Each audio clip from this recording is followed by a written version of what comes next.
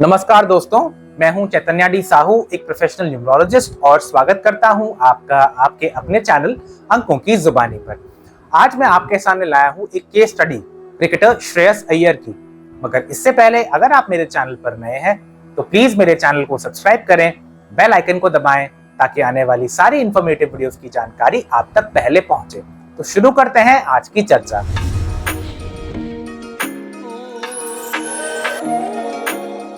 दोस्तों, बात करें अगर हम श्रेयस अय्यर की डेट ऑफ बर्थ की, तो आज पर इंटरनेट इनका डेट ऑफ बर्थ है 6 दिसंबर 1994, यानी कि 6 दिसंबर 1994। तो सिंस ये महीने की 6 तारीख को जन्मे हैं तो इनका ड्राइवर है नंबर 6, यानी कि ये शुक्र या वीनस से गवर्न होते हैं।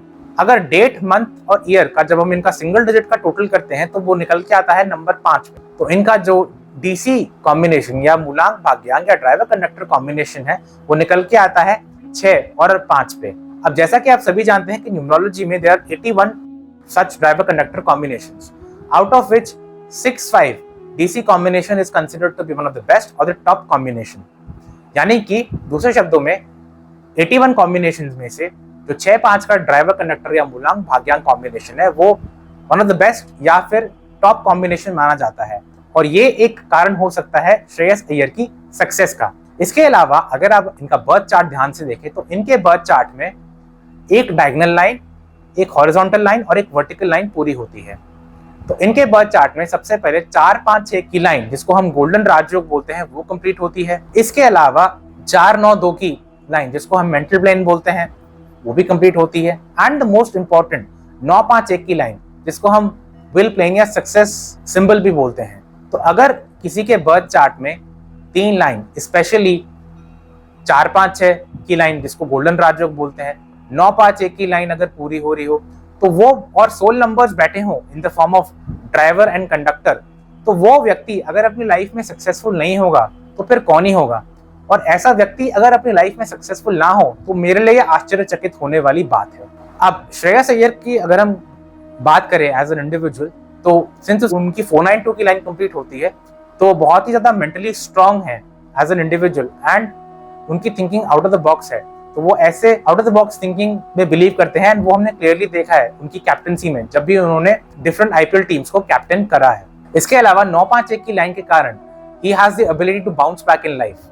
चाहे लाइफ में कितनी भी खराब परिस्थिति हो, श्रेयस अय्यर कभी गिव अप नहीं करते हैं, और हमने क्लियरली देखा है इनके केस में कि वो टीम से अंदर बाहर रहे हैं, एंड हमेशा उन्होंने टीम इंडिया में एक स्ट्रॉन्ग कमबैक किया है।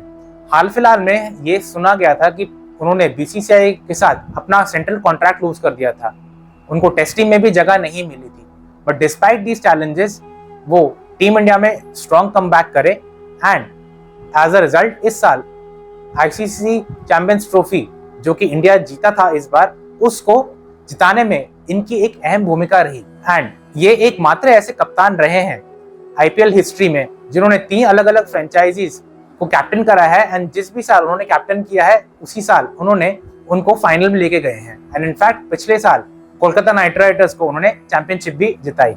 अगर हम नजर डालें उनके क्रिकेटिंग करियर पे, तो उनका क्रिकेटिंग करियर बहुत ही ठीक ठाक सा रहा है। काफी उन्होंने कमबैक्स करे हैं और अंदर बाहर रहे हैं टीम से। बात की जाए अगर उनकी कुछ इंपॉर्टेंट माइलस्टोन्स की, तो साल 2017 में उन्होंने अपना इंटरनेशनल डेब्यू किया था 1 नवंबर और 10 दिसंबर को।